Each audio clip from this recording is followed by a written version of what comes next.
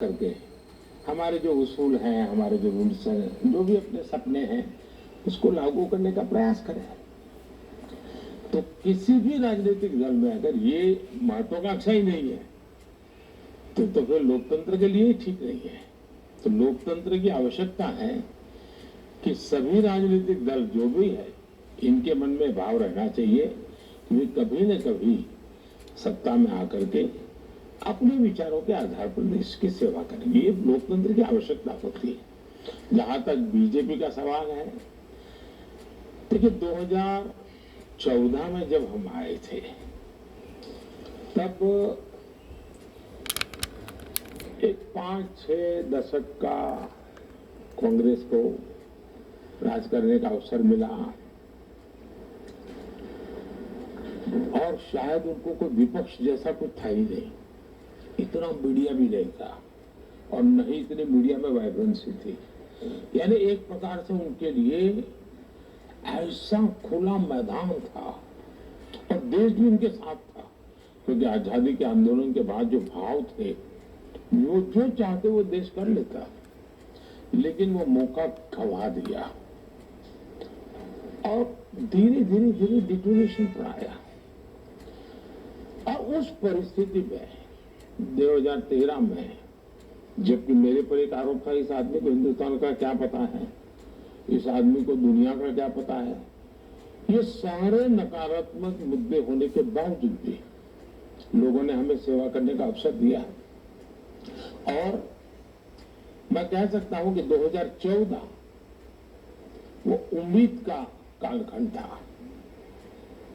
लोगों के दिल में भी उम्मीद थी और मेरे मन में भी उम्मीद थी कि हम उनकी उम्मीदों को पूरा करें। और 5 साल में सरकार चलाना मतलब मैं शासन नहीं करता हूं, मैं सेवा करता हूं। सरकार चलाने का मतलब मैं पद पर बैठ करके मौज करने के पक्ष में नहीं हूं। मैं एक सामान्य नागरिक से भी ज्यादा मेहनत करने का प्रयास करता हूं लोगों के लिए। लोगों ने बड़े निकट से हमारी सरकार के कामों को देखा। 2014 में उम्मीद का वातावरण था, 2019 में एक प्रकार से विश्वास में पलट गया। जन सामान्य का इतना विश्वास, उसने मेरे भीतर एक नया आत्मविश्वास भर दिया। मुझे लगा कि हम सही दिशा में हैं। हम सबके लिए जो काम करने का, सबका साथ, सबका विकास, सबका प्रयास का मंत्र लेके चले हैं, उसको जमीन पर हम उतार पाए हैं। और उसका परिणाम ये आया कि 2019 का कालखंड एक विश्वास का कालखंड रहा। और आज जब मैं 2024 में देशवासियों के पास गया हूं, तो मेरा 13-14 साल का एक राज्य के मुख्यमंत्री के नाते अनुभव, 10 साल का प्रधानमंत्री के नाते अनुभव, और इसमें किए हुए कामों के आधार पर मैं कह सकता हूं कि मैं इस बार गारंटी लेके गया हूं। यानी कभी उम्मीद, फिर विश्वास और अब गारंटी। और जब गारंटी होती है ना, तो बहुत बड़ी जिम्मेवारी होती है। और मुझे लगता है कि आज दुनिया में जो भारत का के प्रति भरोसा बना है, आखिर विश्व ने, हिंदुस्तान ने 30 साल तक अस्थिर सरकारों को देखा है। अस्थिर सरकारों ने देश का बहुत नुकसान किया है। विश्व में भी भारत का पूरी तरह देखने का नजरिया बहुत ही एक प्रकार से कोई वैल्यू नहीं था। लेकिन स्थिर सरकार क्या कर सकती है, वो देश के मतदाताओं ने देखा है। और इसलिए मुझे लगता है कि 2024 ये चुनाव मोदी नहीं लड़ रहा है, बीजेपी नहीं लड़ रही है, देश की जनता का इनिशिएटिव है। देश की जनता 10 साल के अनुभव के आधार पर निर्णय कर चुकी है और इसलिए ये चुनाव का उस अर्थ में अत्यंत महत्व है। तो अब जगह जगह जा रहे हैं मोदी जी, सभाएं कर रहे हैं, माहौल क्या लग रहा है आपको? लोगों के रिएक्शन के ऊपर मैं सार्वजनिक जीवन में लंबे समय से काम करता हूं। मैं संगठन का कार्यकर्ता रहा हूं, तो मैं माहौल को समझ पाता हूं। मैं कोई ज्योतिषी नहीं हूं, लेकिन उस वाइब्रेशन को समझ पाता हूं, और उसके आधार पर मैं कह सकता हूं कि मैं जहां जहां गया हूं,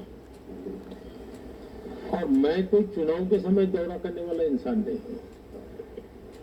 मैं हफ्ते में नॉर्मली हर फ्राइडे सैटरडे संडे कहीं न कहीं जाता हूं, सरकार के कामकाज करता हूं, वो भी मैं जनता के बीच में करता हूं, और उसके कारण मुझे बदलता हुआ माहौल वो सब उसका मुझे अंदाज आता है।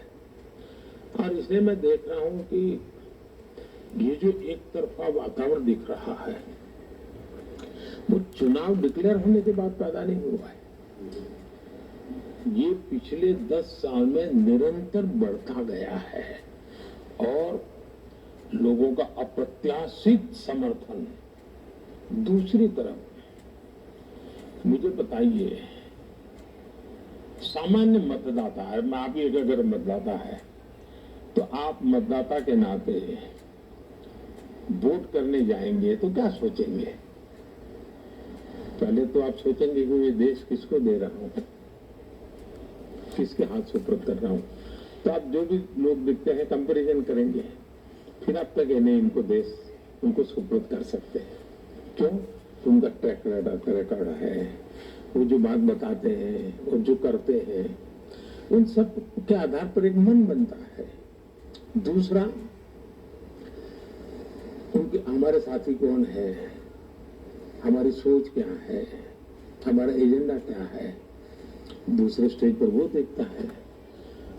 औरों के कारनामे कैसे रहे, अनुभव कैसा रहा है, वो देखते हैं।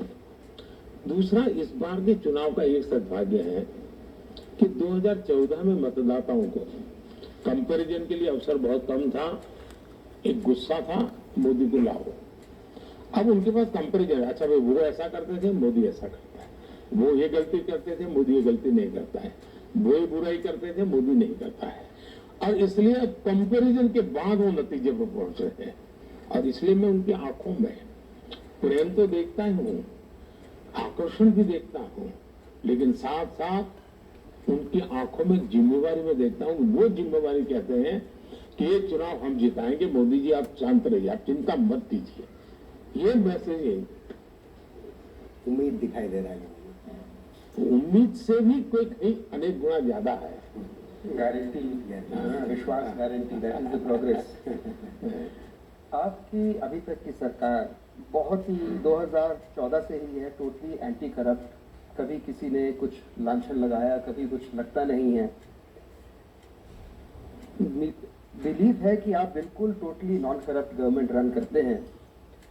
उसके बाद भी अभी जैसे ईडी के अरेस्ट वगैरह हुए हैं, कई लोग इस पर कहते हैं कि मिसयूज हो रही है सेंट्रल एजेंसीज आपके पॉलिटिकल रीजंस के लिए।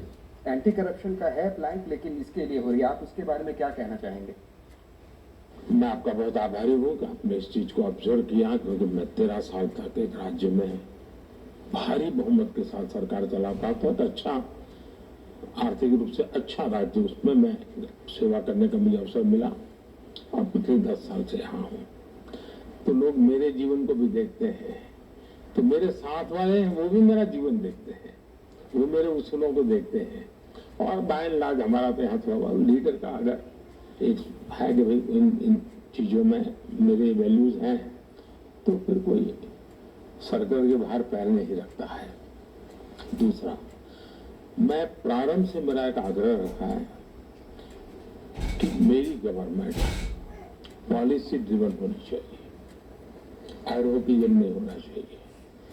ब्लैक एंड व्हाइट में पॉलिसी रखो। पॉलिसी में गलती हो सकती है, लोगों को आलोचना करने का हक है, लेकिन जब पॉलिसी होती है ब्लैक एंड व्हाइट में होती है, तो किसी भी अगर आपने देखा होगा, हमने कुछ कदम भी उठाए।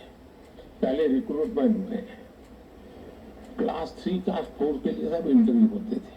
अब इंटरव्यू 30 सेकंड का होता था, मैं तो दुनिया में ऐसा कोई तेजस्वी तपस्वी व्यक्ति देखा नहीं कि 30 सेकंड में तय कर ले कि ये अच्छा है और बुरा है।